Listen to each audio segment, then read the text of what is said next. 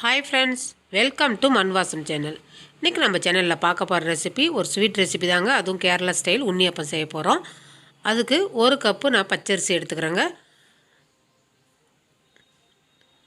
பச்சரிசி நல்லா ஊற வச்சுக்கலாங்க. ஒரு 2 மணி நேரம் ஊற வச்சா போதும். இது அப்படியே ஊறட்டுங்க.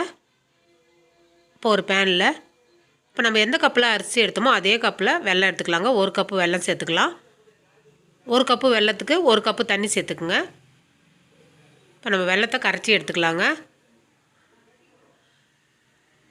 இந்த மாதிரி கரைச்சி எடுக்கும்போது அந்த வெல்லத்தில் இருக்கிற கல் மண்ணெலாம் நம்ம பிரித்து எடுத்துடலாம். அதனால தான் நம்ம லைட்டாக கொதிக்க வச்சு எடுக்கணுங்க. பாகு பதம் எதுவும் கிடையாது. அவ்வளோதாங்க. இது நல்லா ஆறட்டுன்ட்டு நம்ம வடிகட்டி எடுத்துக்கலாங்க. அரிசி நல்லா ஊறிடுது.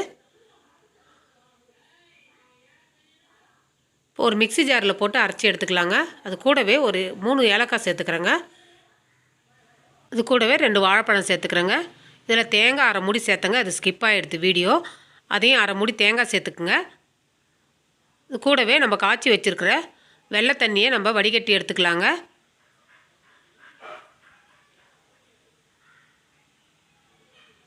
எல்லா தண்ணியும் சேர்த்துட்டு நம்ம அரைச்சி எடுத்துக்கலாங்க. நல்லா தோசை மாவு பதத்துக்கு அரைச்சி எடுத்துக்கலாம். அவ்வளோதாங்க. இப்போ அரைச்ச மாவு ஒரு பாத்திரத்தில் மாற்றியாச்சு. இப்போ இந்த அளவுக்கு அரைச்சிக்கணுங்க. நம்ம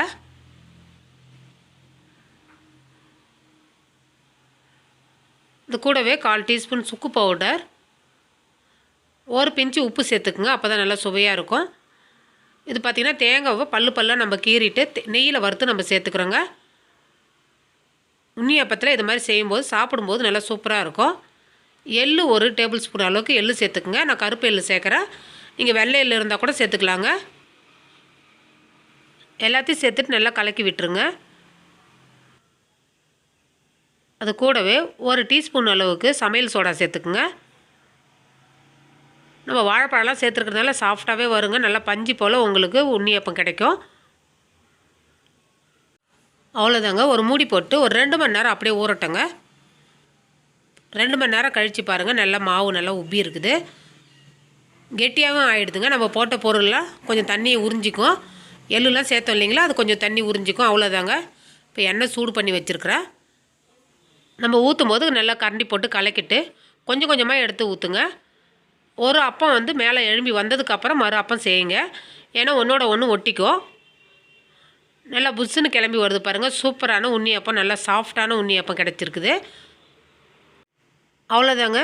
நல்லா ஒரு பக்கம் வெந்ததும் மறுபக்கம் ஒரு சின்னதாக ஒரு குச்சி வச்சு திருப்பினாலே அழகாக திரும்பிக்கும். அடுப்பு வந்து மீடியம் ஃப்ளேமில் வச்சுட்டு நல்லா பொரிச்சு எடுங்க. அவ்வளோதாங்க. நல்லா சாஃப்டான உன்னியப்பம் ரெடி ஆகிடுச்சு.